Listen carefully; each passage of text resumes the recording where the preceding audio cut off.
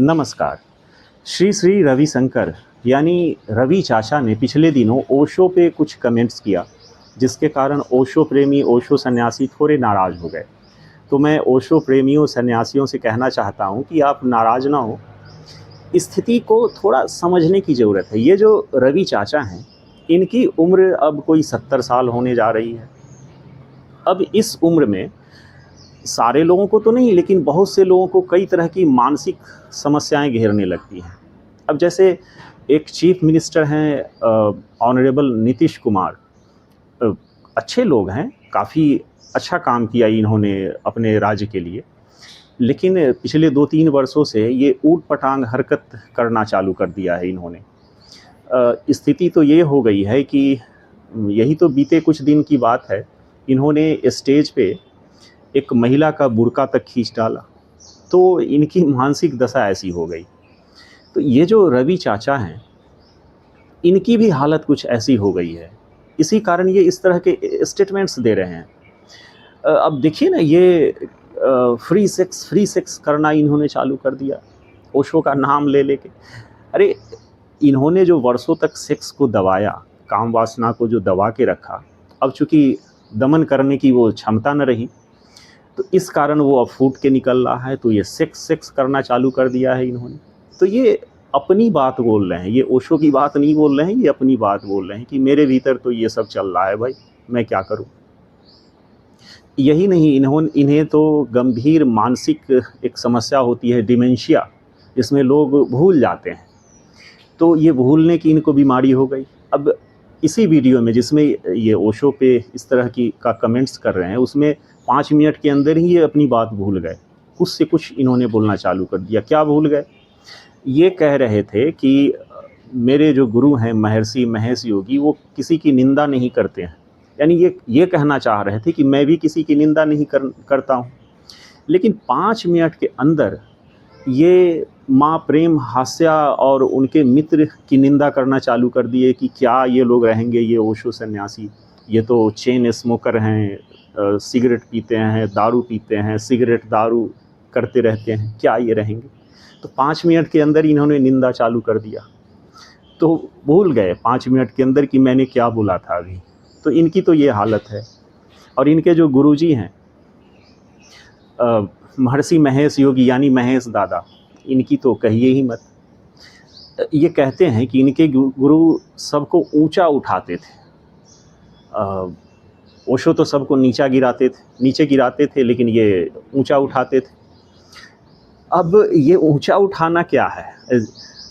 Network marketing जो होता है, मल्टी लेवल मार्केटिंग की जो कंपनियां हैं, इसके जो लीडर्स होते हैं, वो उन लोगों को जो खटारा साइकिल से चलते हैं, फटफटिया मोटरसाइकिल से चलते हैं, उनको वो लोग समझाते हैं कि आप मेरे कंपनी के प्रोडक्ट्स को, सर्विसेज को लोगों तक ले जाइए और जम के काम कीजिए, तो साल भर में आप BMW से चलने लगेंगे, और थोड़े और जोर लगाएंगे तो आप मर्सिडीज भी उड़ाने लगेंगे। तो ऊंचा उठाते हैं ये नेटवर्क के जो लीडर्स हैं, वो फटफटिया और खटारा वालों को ऊंचा उठाते हैं कि ऊंचे उठो। कुछ ऐसी ही बात तो महेश दादा कर रहे हैं। इनके जो एजेंट्स हैं, इनको ये कह रहे हैं कि तुम ऊंचे उठो, तुम गवर्नर हो, किंग ऑफ द वर्ल्ड हो, इस तरह से ऊंचा उठाते हैं। तो इनकी तो ये हालत है। और यही नहीं, ओशो सन्यासी इस बात से भी नाराज़ हो गए कि ये रवि चाचा ने कहा कि महेश दादा ने ओशो को जेल से छुड़वाया। तो सन्यासी कह रहे हैं कि अरे तब न ATM था, न पेटीएम था, न इंटरनेट था, न आउटरनेट था, तो ये कैसे छुड़वा लेंगे? ये तो सारे सन्यासियों ने ये सब कुछ किया, मैनेज किया। तो मैं कहता हूँ अरे मान भी लीजिए ना, क्या जाता है, छुड़वाया ही होगा महेश दादा ने, क्यों नहीं छुड़वा सकते हैं? परम योगी जो हैं, अरे ATM पेटीएम इंटरनेट आउटरनेट नहीं था तो क्या हुआ? इनके पास योग नेट जो था, ये योग नेट से US गवर्नमेंट के ट्रेजरी डिपार्टमेंट में इन्होंने करोड़ों रुपया ट्रांजैक्शन कर दिया होगा। तो क्यों नहीं छुड़वा सकते हैं? परम योगी लोग हैं। और आखिर ओशो इनके पड़ोसी ही तो थे, ओशो गाडरवारा के, ये छिछली के पड़ोसी थे अपने ग्रामीण व्यक्ति को लोग को नहीं छुड़वाएंगे तो किसको छुड़वाएंगे। तो मान लीजिए कि इन्होंने योग नेट से ट्रांजैक्शन किया होगा, बड़े योगी थे। और ये चचा जो हैं रवि चचा, इनकी तो कहानी बड़ी अजीब है। ये एक बार चले गए डॉक्टर जाकिर नाइक से डिबेट करने। डॉक्टर जाकिर नाइक ने इन्हें ऐसा पीटा कि भागे सिर पर पाँव रख के, और अपने घर में आके स्टेटमेंट देने लगे कि अरे ऐसे कहीं कोई अतिथि के साथ दुर्व्यवहार करता है। अरे अजीब आदमी हो भाई, आप गए थे लड़ने के लिए तो इसमें सद्व्यवहार की क्या बात है। आप डिबेट करते ना, डिबेट में हार गए तो भाग चले।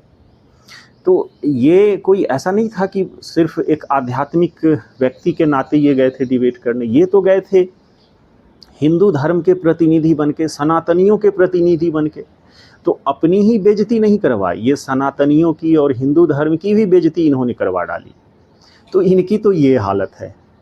अब जो आदमी जाकिर नाइक तक से नहीं भिड़ पाता है वो ओशो पे कमेंट्स करता है, तो क्या कहा जाए। एक अंधा सूरज को कहे कि तुम्हारे पास रोशनी ही नहीं है, तो कुछ ऐसी ही कहानी ये कर रहे हैं। इनकी मानसिक दशा ऐसी है। अब एक घटना की चर्चा करना चाहता हूँ। अभी जिस दिन ये ओशो पे इस तरह की बातें कर रहे थे उसके बस 2-3 दिन बाद की बात है।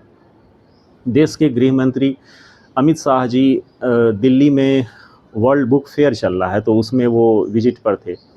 तो रैंडमली ये ओशो बुक स्टॉल पे पहुंच गए और वहाँ उन्होंने कहा कि मैं तो ओशो को पढ़ता रहता हूँ, अभी मुझे अष्टावक्र महागीता चाहिए।